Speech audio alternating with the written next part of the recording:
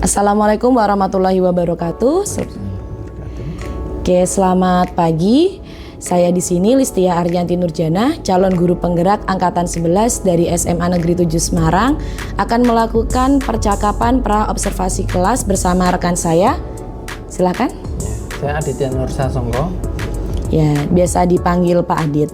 Baik Pak Adit, mohon izin dan mohon waktunya Pak untuk melakukan percakapan pra observasi kelas terkait dengan pembelajaran yang akan Bapak lakukan ya. Oke, kalau boleh tahu Pak Adit di sini mengampu pelajaran apa ya Pak? Saya mengampu mata pelajaran matematika. Oke, pelajaran. Ya, untuk tahun ajaran ini saya hanya matematika umum karena ada matematika yang lanjut dan umum ya. Oke. Berarti untuk matematika umum ini di kelas berapa Pak? Saya mengajar semuanya kelas 10, 11, 12. Kelas 10, 11 dan juga di kelas 12. Untuk rencana nanti di kegiatan observasi itu dilakukan di kelas berapa Pak? Untuk yang observasi nanti saya berencana insya Allah di kelas 12 1. Oke, di kelas 12 1. Baik, untuk materi pembelajaran yang akan dilakukan itu materi apa Pak? Ini matematika itu ekonomi. Judulnya memang ekonomi. Oh iya, kebetulan saya juga mengampu ekonomi ya Pak. Ya, tapi kalau yang di babnya siswa itu lebih spesifik, yaitu di matematika keuangan. Iya benar ya, keuangan bagi dari ekonomi ya. Iya betul. Dia kan guru ekonomi kan. Iya Bapak. Ya, terus untuk spesifiknya lagi nanti saya ambilnya di subbabnya anuitas. Anuitas. Oke, penghitungan bunga gitu ya Pak ya. Oke, baik, untuk materi berarti sudah ada gambarannya. Lalu untuk tujuan pembelajaran sendiri dari Pak Adit itu apa Pak?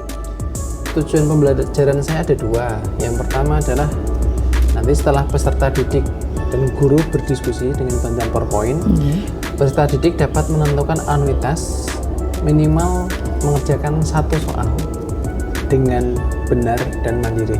Oke. Kemudian yang kedua, nanti setelah peserta didik berdiskusi dalam kelompok dengan bantuan LKPD, peserta didik dengan tanggung jawab dapat memperbandingkan anuitas yang berkaitan dengan masalah kontekstual. Oke, berarti di sini ada dua tujuan pembelajaran yang Pak Adit ambil dalam waktu pembelajaran berapa lama Pak? Ini 2 JP atau 2 jam pelajaran. Oke, 2 jam pelajaran dan saya dengar tadi sudah memenuhi untuk ABCD-nya dari tujuan pembelajaran ya Pak ya. Oke, kemudian setelah memahami untuk tujuan pembelajaran, untuk area pengembangan yang hendak dicapai apa Pak Adit? Area pengembangan yang ingin saya capai ini saya sesuaikan dengan PMM.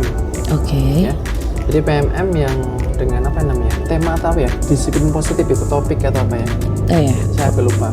Tapi di sini disiplin positifnya lebih kepada guru melakukan penguatan positif terhadap perilaku yang sesuai atau mendukung kesepakatan kelas.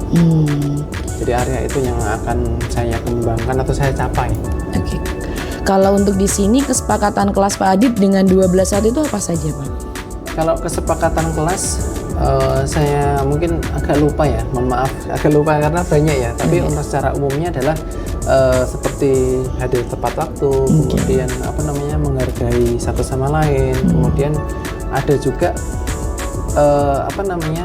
menghormati ini dua hal yang berbeda mungkin ya, kayak menghormati ketika ada yang berpendapat gitu. Mungkin secara praktis tidak menyela, itu mungkin ada mirip-mirip tapi ada kesepakatan yang berbeda. Kira-kira itu yang secara umum bisa saya sampaikan. Oke, berarti itu tadi untuk area pengembangannya dari kesepakatan kelas yang ingin ditunjukkan sebagai bagian dari penerapan disiplin positif ya Pak ya.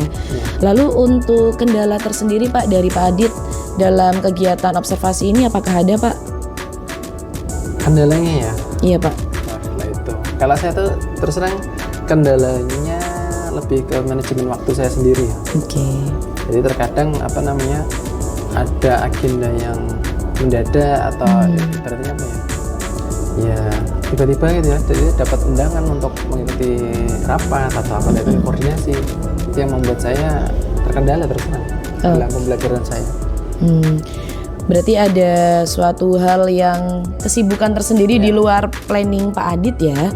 Lalu untuk langkah yang Pak Adit lakukan dalam menghadapi manajemen waktu yang masih perlu diatur gitu ya Pak ya, itu apa Pak biasanya Pak Adit yang Pak Adit lakukan?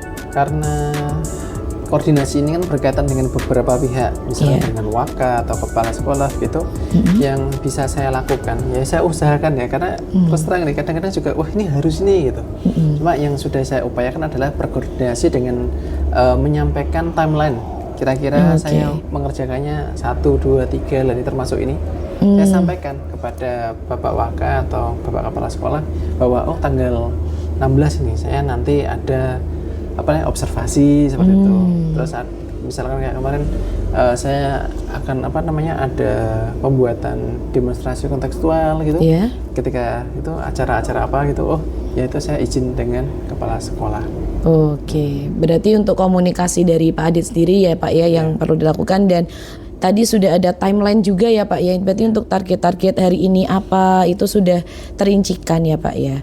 Oke, baik, untuk yang selanjutnya tadi sudah di area pengembangan dan kendala untuk strategi Pak yang akan Bapak persiapkan untuk observasi kali ini apa Pak? Ya, untuk strateginya jelas secara umum atau secara pembelajarannya saya mengikuti yang di Guru Merdeka itu seperti saya melakukan pembelajaran berdiferensiasi itu jelas. Kemudian dengan PBL kan yang paling mudah itu ya. PBL itu ya. Iya Pak. Memilih PBL, kemudian untuk lebih spesifik dari area pengembangan tadi saya juga belajar dari PMM itu ada 3. Yang pertama adalah memberikan pujian terhadap perilaku yang sesuai kesepakatan kelas tadi. Misalnya tadi ada yang bicara, kita hargai. Nah, saya juga memberi apresiasi kepada anak yang mendengarkan, seperti itu.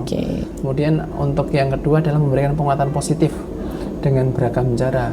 Terus terang mungkin ini juga jadi kendala juga untuk saya, karena untuk pemberian penguatan positif ini biasanya dengan ini membenarkan. Konfirmasi juga kayak matematika ya. Jadi kadang ini benar atau salah dulu. Nah, kalau benar lah nih kita kuatkan, saya kuatkan dengan secara teorinya, secara contoh soalnya, dan saya memberi apresiasi juga dan memberi juga motivasi. Oh ini lanjutin lagi. Terus yang ketiga itu mengakui. Jadi kalau misalkan ada siswa nih, ada suatu perilaku yang spesifik gitu, itu juga saya harus mengakui bahwa itu adalah sesuatu yang benar, itu perilaku yang benar. Oke, baik sekali ya Pak ya, strateginya sangat tadi rinci sekali Pak, sampai detail di bagian pemberian soal, bahkan juga untuk menjelaskan alasannya juga.